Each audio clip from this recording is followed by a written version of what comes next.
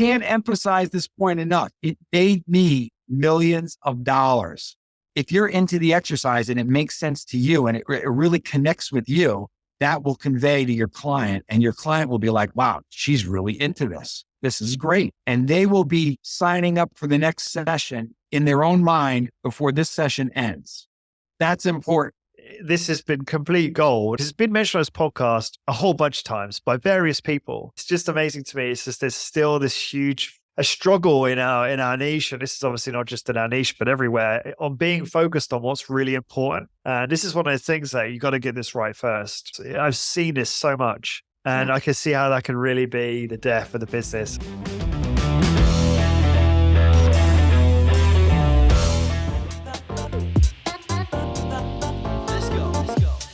Today's episode is sponsored by Imagine Strength, the game changer in safe, simple, and effective high-intensity training machines. When it comes to HIIT, Imagine Strength is your go-to for intelligently designed, efficient, and affordable equipment. Their team is passionate about HIIT, and it shows in every piece they craft. So why are Imagine Strength the right choice? Number one, they tailor-make their equipment for HIIT studios. Number two, they provide cost-effective solutions for your business. And number three, they are committed to ongoing innovation and refinement. Ready to take your HIIT business to the next level? Visit imaginestrength.com to discuss your needs and find the perfect gear for your studio. Join the HIIT revolution of Imagine Strength and transform your workout experience today. Let's go. Lauren's still here, and welcome back to High Intensity Business, your one-stop shop for elevating your HIIT business and fueling your passion for high-intensity training. This is episode 442, and today's guest is returning Pete Cerqua. Pete is a master high-intensity fitness coach and creator of the 90-second fitness solution. He has been professionally coaching since 1985 and is also a 5-time best-selling author for Simon & Schuster and Skyhorse Publishing, which include the books High-Intensity Fitness Revolution for Women and High-Intensity Fitness Revolution for Men. His program, $1 Million Trainer, shows personal trainers how to earn 7 figures a year. Learn how you can work with Pete over at highintensitybusiness.com/coaching. And it'll also be links in the description wherever you're consuming this, whether that's on your favorite podcast app or YouTube, etc.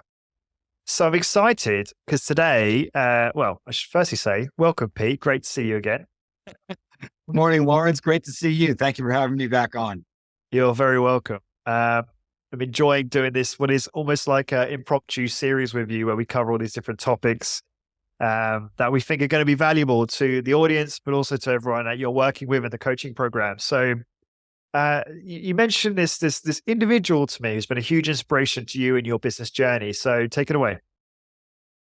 There is a trainer. This is back in the time where we were working out. There was a bunch of us working out in it wasn't a private gym, but it was a very small kind of an intimate gym in New York City. It was on 58th 4th Street between Broadway and 8th. It was called Prescriptive Fitness. Very interesting atmosphere. The gym was owned by a chiropractor and co-owned by a TV celebrity, Dana Carvey. So he was the backer in this project. And if you go back to Saturday Night Live skits back in the early 90s, you'll see Dana Carvey wearing a Prescriptive Fitness hat or a sweatshirt, promoting the gym kind of quietly and tastefully. While the gym was open to public and anybody get a membership, it attracted a really unique clientele. Every celebrity from Saturday Night Live was there. I would see the New York Knicks players there, movie actors like Michael Douglas, singers like Iman, David Bowie. It was a really, really cool crowd. And I can go on. I'm sure I drum up names. So most impressive was the first time I almost tripped over David Spade, who's like 4 feet tall. And then 3 seconds later, bumping into Kevin Nealon, who's like 7 feet tall. And it was just like, how the hell do you guys work together? Anyway, unique atmosphere. The gym was not retail space. It was second floor in a commercial building, which is really interesting because I talked to a lot of HIIT trainers that are really focused on finding a retail space. They need that first floor space They want the windows, they want people walking by, they want the traffic. And that really doesn't, I don't think that has anything to do with your success. And I definitely want to throw that in as an important point. All of my success was above the first floor, above retail space. All of my success was fourth floor and above. Um, and no windows and a private, not no windows. We had windows, but nobody looking in, no traffic, and a nice tasteful door with my name on it. No big logos and signs, looking like a doctor's office more than a gym. But the gym, I remember talking to a gym owner in New Jersey who said, a second floor gym will never make it. And here's a second floor gym that was thriving. We had an incredible amount of members. Anyway, this atmosphere was really cool. I but I was building a client schedule there, but I was moving around the city quite a bit at that time. This is like 1990. And I was, I had some clients in an apartment building. I had some clients in another gym location, and I was kind of building a schedule here. And the reason I was moving to different locations is because gyms can change their rules in a heartbeat. One day you walk in and it's $5 per day to train all the clients you want. And then it could be $5 per client, and then it could be $10 per client. And then it could be, well, we're going to collect all the fees for your clients and we'll pay you $10. Like they could just change it. They had the power and the control.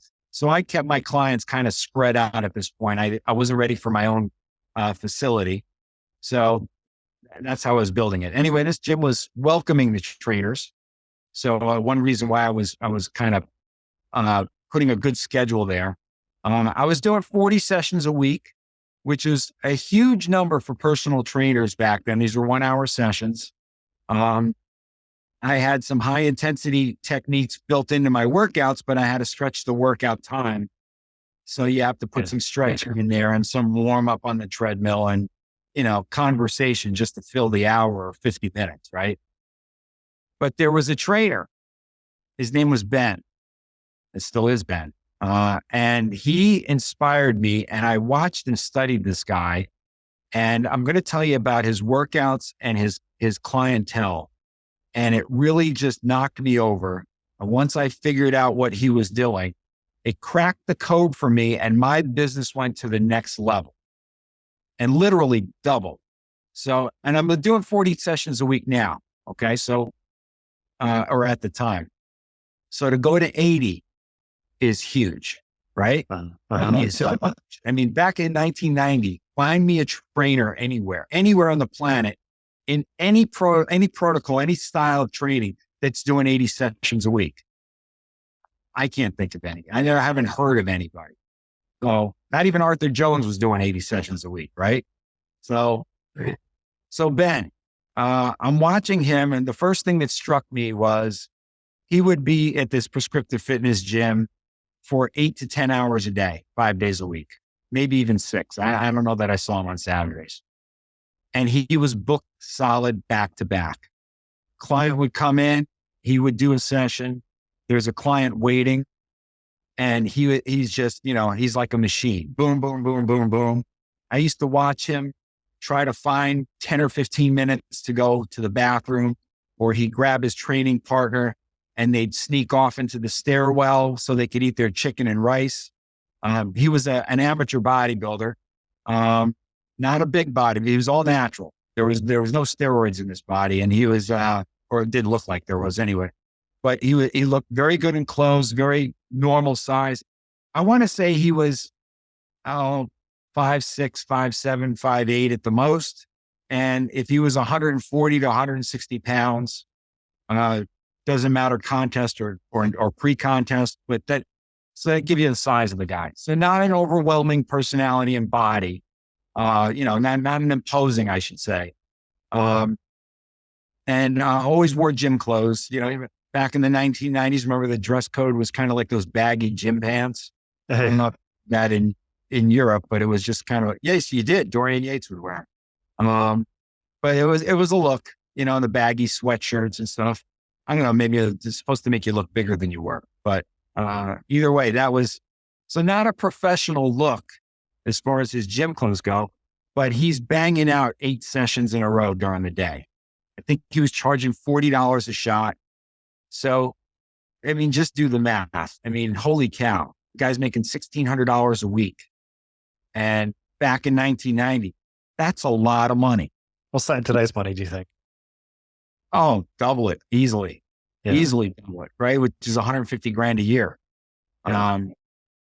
16 in New York City in 1990, you get a nice apartment for $1,600 a month. So if you're making that in a week, you're doing really well.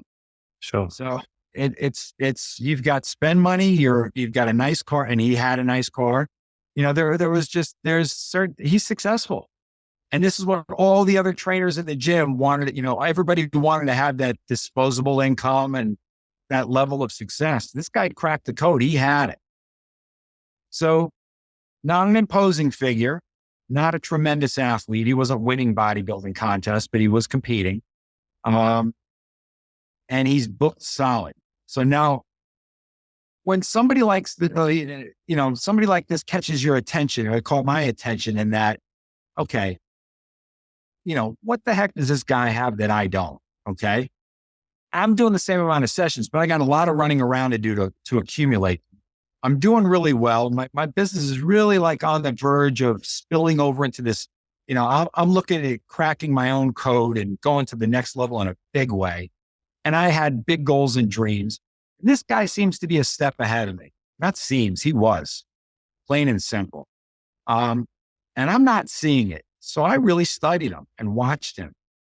At some point in time, I started doing these HIIT workouts in the gym. And occasionally I would get clients from other trainers walk over and ask me a question. They would want to converse with me. And now I had a policy. It's not a written policy, but my policy was, I'm not taking a client from another trainer. It's just like, dating your best friend's ex-wife. Like it's not going to work out. There's nothing good happening from this. Right. So, somebody came over and said to me, and it happened occasionally, hey, listen, can I sign up for a couple of sessions with you? Or are you training with so-and-so? Yeah, well, my schedule, just very polite. My schedule's kind of full right now, and I really wouldn't be able to do you a good service. So you just kind of politely bow out. I just didn't, it's a small gym with a lot of trainers, and you just don't want that bad vibe going around like this guy steals clients or anybody, right? So everybody kind of followed that rule. Everybody kind of followed that rule. So I'm watching Ben and I'm studying him. And I even pulled one of his clients aside one day and I said, can I just ask you a personal, private question? If you can keep this between us, there's just something I got to know. And it was a woman and she said, sure. I said, this is with all due respect. What do you see in this guy? What makes him? I see him. He's booked solid. What do you see in him? She goes, he's really into it. He's really into it. And I said, okay. And then, I didn't get it at first. And then she said it again. He's really into these workouts. And I said, yeah, like I knew he was, but like I was looking at it. I was judging, which was wrong. Right. And I paid for that, because my success took a little longer because I judged what I thought was, I don't think he's really doing this that professionally. Yet he was giving the client what they wanted. And if you coach with me at all, the first lesson you're ever going to get from me, Lawrence, is not about you. It's about them. And that's got to come across in your dress code, in your mannerisms, in your professionalism, but then in your enthusiasm. And you've got to be into it. You can't just be the trainer who steps back like this and counts reps. 1, 2, good. Don't forget to breathe. Nice turnaround. If you're doing that, you're dead. You got 5 sessions a week from 5 clients who are just barely hanging on by a thread. It's a bad business. It's not a business, right? You got to be into it. Well, okay, now I'm studying this guy and I'm looking at him with different eyes.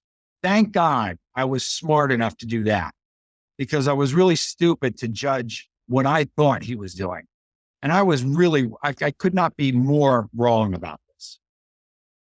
Now, let me tell you about the training protocol that he used for his clients. And this is going to blow you away. Okay. It's going to knock you out of your chair. So in 1990, anybody who's old enough to think back to 1990, if you want to, what was our social media back then? Well, in the health and fitness and bodybuilding world, it was magazines. That was it. And there's no interaction with these magazines. It's not like you're writing into the editor and commenting below their article like we can do today, right? So magazines were it. Now, the big magazines back then, obviously Joe Weider was dominating the market with Muscle and Fitness. And then he had, I think he had Muscle and Fitness for women. Then he had Men's Health. I'm not sure if that was his, but that was a title. There was Iron Man magazine, Strength and Health. I'm not sure if that one was around, but there was at least 5 or 6 main big magazines that would come out every month. And, different bodybuilders are on the cover, or different female bodybuilders and, or models or celebrities, and their workout programs, and then articles on nutrition. This was it. This was our information and our Bibles, so to speak. So then, first of the month, in New York City, we have newsstands on every other block, right? He'd walk up to the newsstand, he'd buy all the October issues of every, right? He's got a nice stack of magazines, probably cost him $30, $5 a magazine, right? Puts them in his gym bag. He comes back to work, to the gym. Now, client walks in the door, and his clientele was high end. And you could definitely look and see somebody, if somebody's really got, what level clients they have. This guy's clients were high end people. These look like, now I don't know, I didn't interview them, but they look like doctors, lawyers, celebrities, athletes. He had high end clients that we were all striving to get at least one, right? And he had them. Now I remember seeing this gentleman. He was very tall. I'm 6'2". This guy had an inch or two on me. He had a salt and pepper, grayish hair, very distinguished. I'm sure when he walked out on the gym floor, I'm sure he changed out of his suit, and suit and tie. And he was there on his lunch break. It's like noon. And he walks in and he's waiting for Ben to finish his previous session. He's waiting patiently. That told me something. Usually guys at this level, right, with this kind of money that I'm assuming, and I was correct because I did find out, I did learn more later. They don't wait. They're not accustomed to waiting. They don't want to be waiting. They want, the trainer should have jumped up and, oh, you're here, and you go running over there. But no, he knew that all of Ben's clients were on this level, and he'll finish up, he'll be timely. He has a hard stop, and he'll do this. Sure enough, he comes over. Now, this is it. Watch this. He comes over. Oh, great to see you. How you doing? Listen, got something big for you today. Big, big, big. Reaches into his gym bag, pulls out a copy of Muscle and Fitness, starts flipping through, and he comes up with this bicep article. I like Arnold's bicep article, right? Look at this. They just published Arnold's his bicep back from 1974. And here's all it said. We're going to do this today. And he held up the magazine, bent it back, right? Come on, let's go. Now, there's his workout routine. It's in black and white. It's in print. He's following it to the letter. He's got an hour to do this workout in a crowded gym setting, which the timing will work out great. It's going to be 20 sets of, arm work there, probably 20 sets of biceps and 20 sets of triceps, knowing an Arnold workout. It's going to be 4 exercises, 5 sets apiece. Okay. Ben's going to get this guy through it, who's got very average arms that fit in his suit jacket. Okay. He's going to adjust the weights accordingly, but that's it. It's not like he invented a workout program. He did not crack a code. He did not, I've got this great routine that only I can do, which was what all the trainers were trying. all the trainers are trying to put their own spin on training. So all the clients would go, he's the one, we're going to train with him. We're fighting for market share. We're trying to be successful. We're trying to make a little money. It's happening so slowly. I am 10 years in the industry at this point, 5 years professionally in 1990. And I'm starving still. I'm making some money, but I'm not living high. I'm paying my bills. Just a quick question on the magazine workouts. So there's two things. Firstly, I can see how that could be powerful because he's leveraging an influencer. He's saying, oh, this is Arnold's workout. This is so-and-so's workout. So immediately, you know how people's mind work is they see that as this has been pre-vetted. Yeah, this is legit. This works because so-and-so is using it. Right. So that's clever. But then I assume, do you know if he would tailor it? So obviously he's not going to show Arnold's arm workout to potentially a female who has no interest in building big biceps, right? So he would pick the workout, pick the influencer, which we call them now, which would be appealing to the client. Is that what he would do as well? I mean, perhaps that goes without saying. Absolutely, 100%. Right. So if the next client comes in as female, he goes back in the gym bag, he pulls out Muscle and Fitness for Women, and here's Rachel McLeish, Miss Olympia's thigh workout. Let's do this now. Got it. Right? Okay. So he's pulling out, and the magazines are giving him his routines for the month. Right? I mean, it's just, holy cow, incredible. So he's got the magazine. Now he takes the client, and we're going to start with incline dumbbell curls. And he sits in, and he's doing it. And I look at that as like, well, I'm so stupid that I can't give you a workout. I need this magazine and this information. Right. To do this. You know what? You should pay me like $10 an hour because I'm not worth 50. Right. And that's why I'm not processing this information. And I'm kind of right. He's really following the script to the letter. Then I figured it out. You have to watch him follow the script. And he was just so locked into it. Look, we're going to do incline dumbbell curls first. And let's get the bench exactly the way Arnold had it. He's adjusting. He's not saying 45 degrees. He's adjusting the bench. He's holding the magazine up and he's making sure it's just right. If it takes him 2 or 3 tries. Now the client's looking at this like, this guy cares so much about this that he's going to, whatever it takes to get that bench adjusted perfectly. And he's lining it up and, okay, have a seat in here. All right, now, so let me give you here's some dumbbells, right? Obviously they're not the 50s that Arnold was using in the photo. He gives them 15s. Great. Okay, now, again, hold the magazine up. Let's get your elbow position exactly like Arnold has it. And he's just so into this. Like the lady told me, he's into this, right? So it's not, okay, Arnold says you do 5 sets of 12 on the incline dumbbell curls. Okay, sit there, grab those dumbbells and grab those dumbbells. He hands them, right? But you can see how you can make this a horrible workout, right? You're just sitting there reading the script and instructing them, right? Pointing and grab those dumbbells, sit there, adjust the bench like Arnold had it. Whatever you think is fine. No, he wasn't like that. He was into this. I can't emphasize this point enough. It made me millions of dollars. Okay? He gave me the information. And it didn't matter. And I taught this yesterday in a session with 2 great ladies that have a HIIT facility that is absolutely beautiful. And I showed them some exercises that didn't use HIIT equipment, no equipment at all.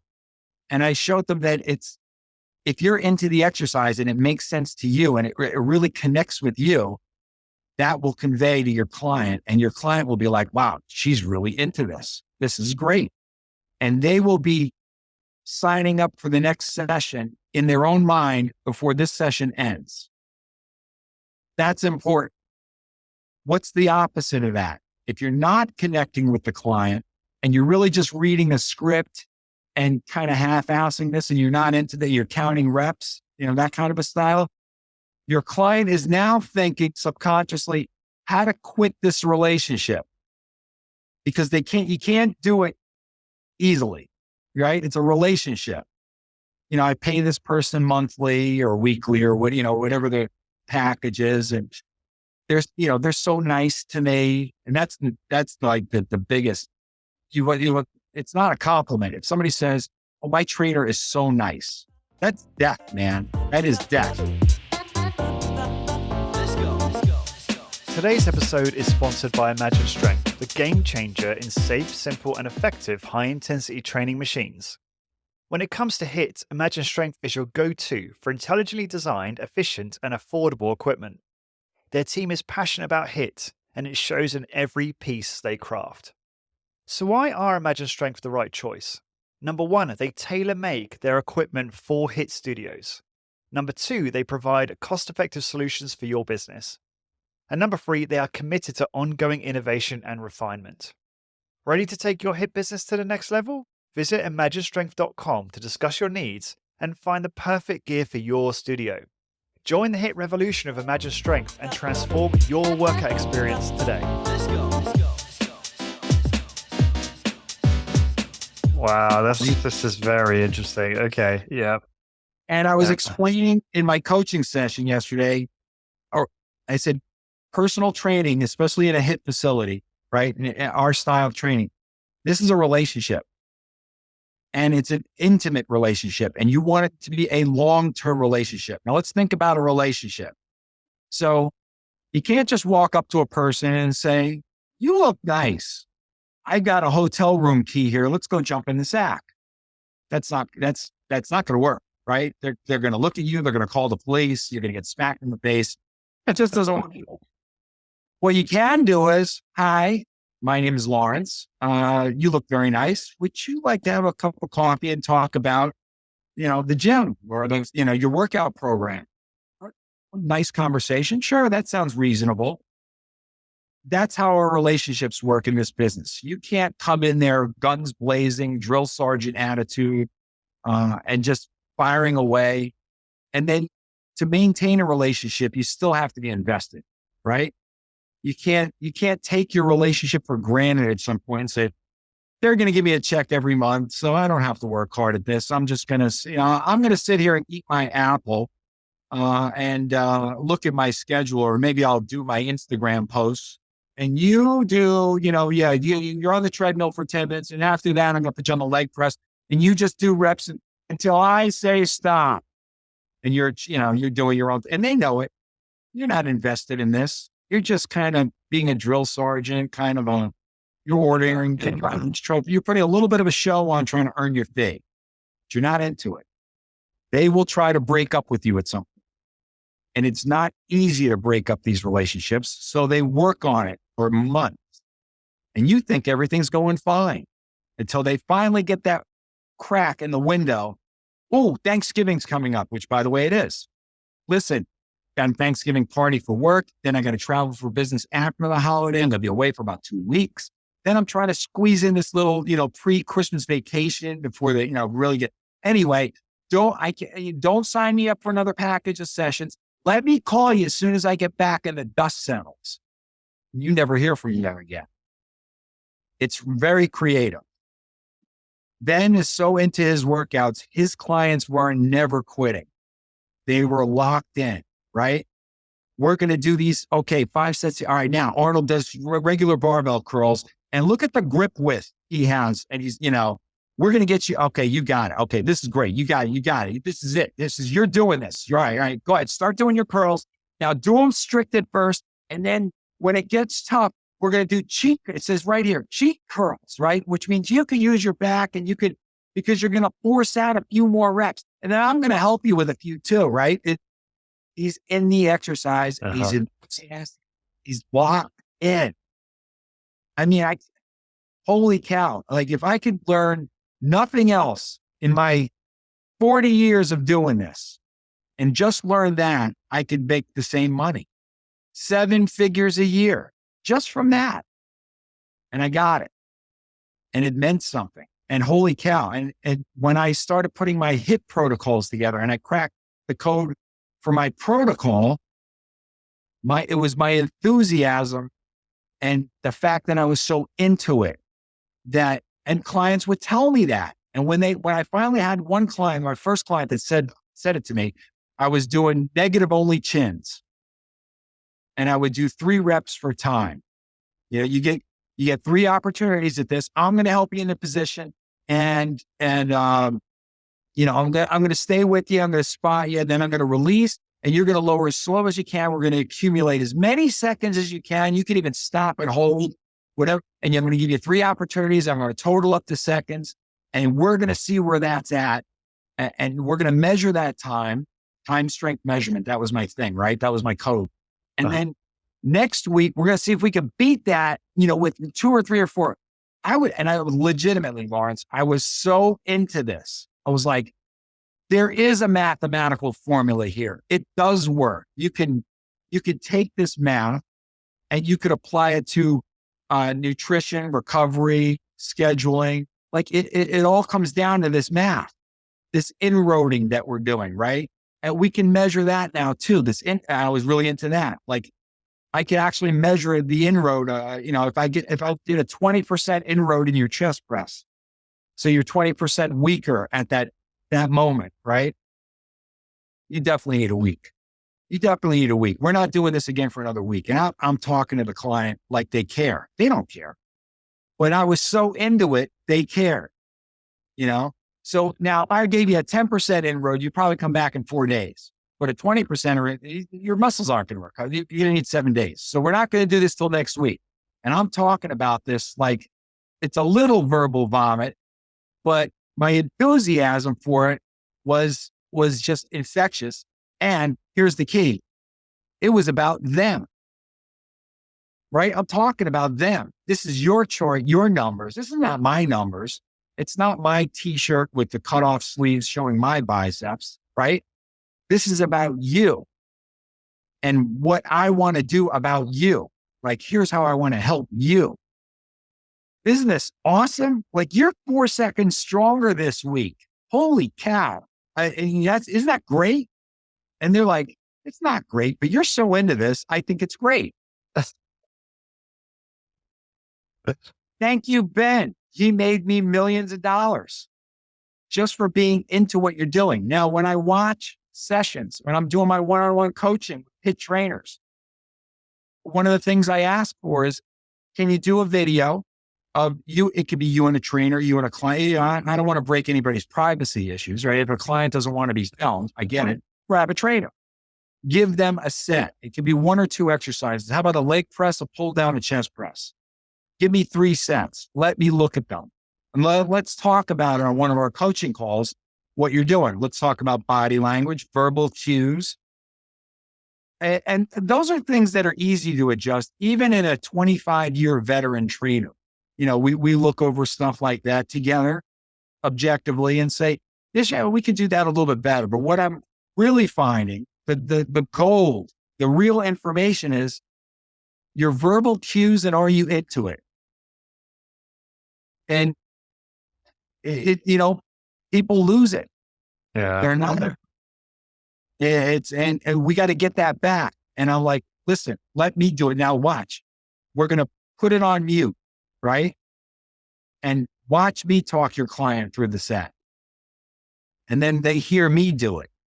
And like, oh my God, this is into it. So what I teach is you have to have a protocol that allows you to be, to have plenty of verbal cues. Okay. So for instance, if you're doing 10 reps and they're 1 second reps, 1, 2, 3, 4, where's your opportunity for verbal cues?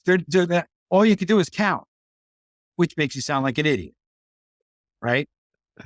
You know, I always remember Luke saying that it sounds like you're narrating the set. You're adding no value.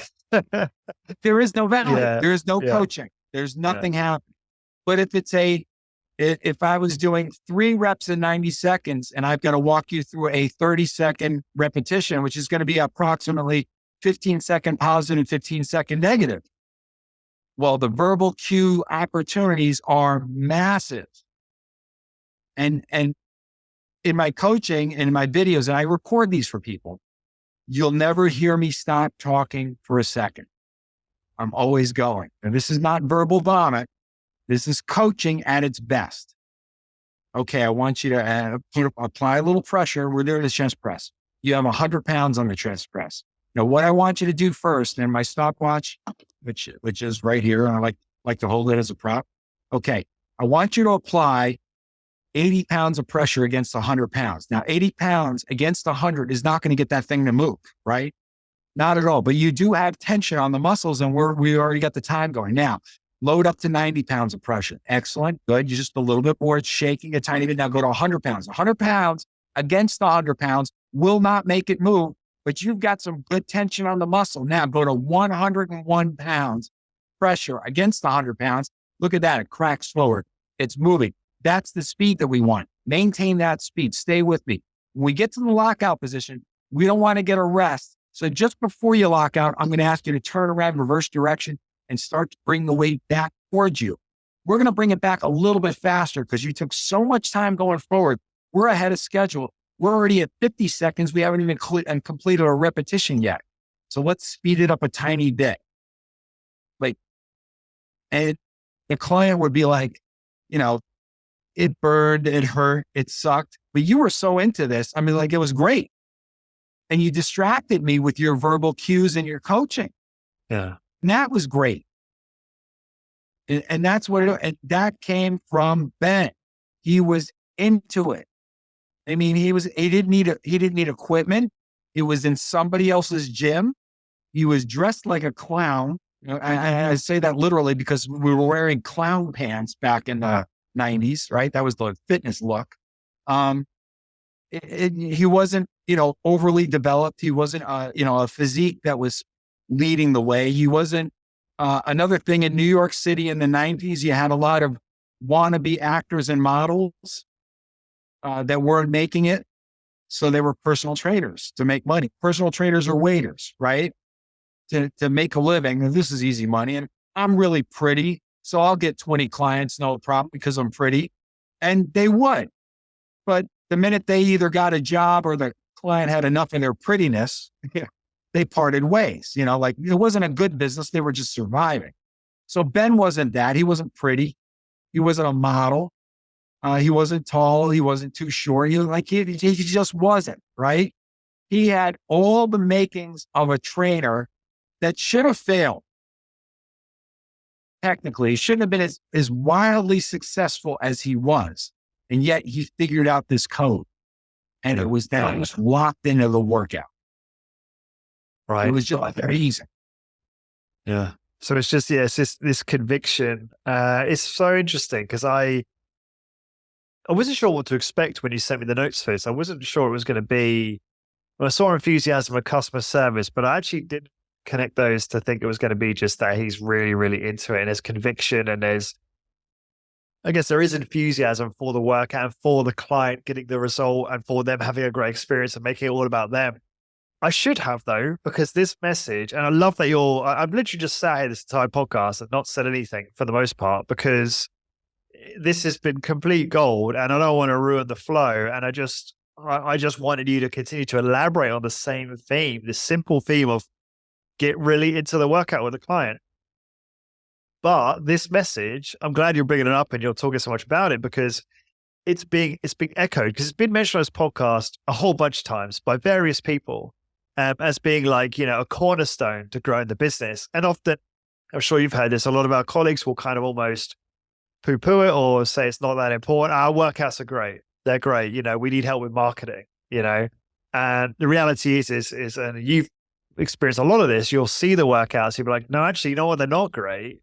And then we need to do a lot of work on that. And you and your team need to have far more conviction and need to be locked into the workout. And you just see invariably that when our colleagues get that right, they do start to grow again. They start to get more clients, start to generate more referrals. And yeah, it's just amazing to me. It's just there's still this huge a struggle in our niche, and this is obviously not just in our niche, but everywhere, on being focused on what's really important. This is one of the things that you got to get this right first, right? And I think this idea of what you were kind of demonstrating with, trainers sort of getting lazy, right? In terms of just counting reps, just going through the motions. I've seen this so much. And Yeah. I can see how that can really be the death of the business. And yeah, if you're getting feedback from clients that are saying, "Oh yes, so and so is really nice," it's a red flag for sure. So no, I think It's, this has been such a great reminder, P, and the way you put it is so good. So very you know what useful. else they ask for, Lawrence? You brought up some great points of what trainers are asking for. Things like, I need marketing. I need help with marketing. No, you don't. You need help with your verbal cues. You need to get into the exercise with them. Another thing they ask for quite often, variety.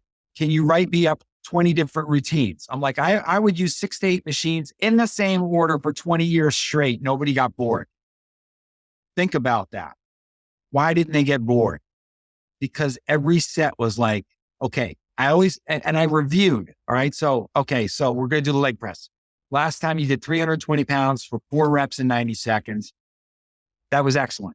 We could do one of two things here. We can try to go for 3 reps in 90 seconds, which would be more tension on the muscle, right?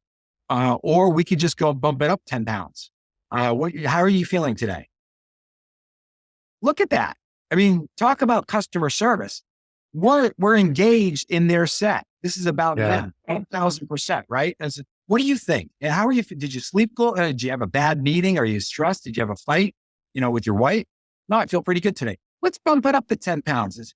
How about this? If we bump it up 10 pounds and get 3 reps in 90 seconds instead of 4, wow, win-win, right? Okay, let's do that. Let's do that.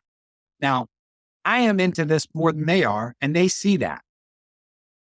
And it's just like, and a lot of times I would tell a client, I want these numbers today. Come on, you could do this. Let's get this. and this would be awesome. Come on, we can do this, right? That was just before the set started. Now I give verbal cues throughout the set. At the end, there's a review again, right? Nailed it. We got 10-pound increase and we shaved the rep off. That's for the win. I'm going to make a note for next week. We don't need to increase, but we'll just see if we can duplicate that. All right, over to the abdominal machine. Like same order. Clients like consistency. Clients have no problem with low back, leg press, abdominal, rotary torso, pull down dip.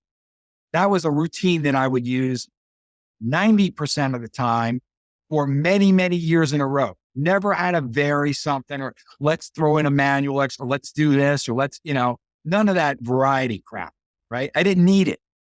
Nobody ever got bored. Nobody ever questioned it because the other thing, the customer service was in place. I could have walked them into an empty room with no medics and a mat on the floor, and we could have done whatever push-up, sit-up, manual resistance, and a stretch with that level of enthusiasm in the same order for 25 years straight, made the same money. Awesome. Very interesting. All right, P. Well, let's wrap it up there. This has been amazing as always. And if people want to connect with you, it's Pete Cerqua on Facebook, right? PET, obviously, Cerqua, CERQUA. And to find out how you can work with Pete, go to highintensitybusiness.com/coaching. And you can find out all the details there. You can also, if you can't remember that URL, you can just find the link in the description wherever you're consuming this and go straight to the coaching offer there. And to get the show notes, firstly, Pete, thank you so much for taking the time. This has been great. And to get the show notes for this episode, please go to highintensitybusiness.com. Just search for episode 443. And until next time, thank you very much for listening. This episode is brought to you by Imagine Strength, your go-to for safe, simple, and effective high-intensity training equipment. Growing a successful high-intensity training business requires workout equipment that's not only high quality, but also intelligently designed to fit the unique needs of your studio. And that's where Imagine Strength comes in. Drawing on the wisdom of the legendary Arthur Jones, Imagine Strength has crafted a groundbreaking line of fitness equipment that's as affordable as it is efficient, giving your studio the upgrade it needs without breaking the bank. The team at Imagine Strength breathes HIIT. Their passion for high-intensity training shines through in their designs, which they've consistently refined and innovated for optimum effectiveness and user experience. From my personal experience at Rec, I can attest to the careful consideration and craftsmanship that goes into every single piece. My Imagine Strength workout was absolutely brutal, in a good way, of course. Now, what makes Imagine Strength truly stand out? They have innovative equipment tailored for the unique needs of HIIT studios, affordable and efficient designs, lowering the barriers to entry for a HIIT business, continuous innovation and refinement ensuring your studio stays ahead of the curve. Founder Jeff Turner and his team are dedicated to moving the HIIT industry forward and making strength training accessible to more people than ever before. Here's how you get started. Number 1, visit imaginestrength.com. Number 2, discuss your specific needs with the team. And number 3, select the equipment that will propel your business to the next level. Head to imaginestrength.com today and give your HIIT business the Imagine Strength edge. Be part of the HIIT revolution and see firsthand how their unique equipment can transform your studio's workout experience. Elevate your HIIT business with Imagine Strength. Let's go.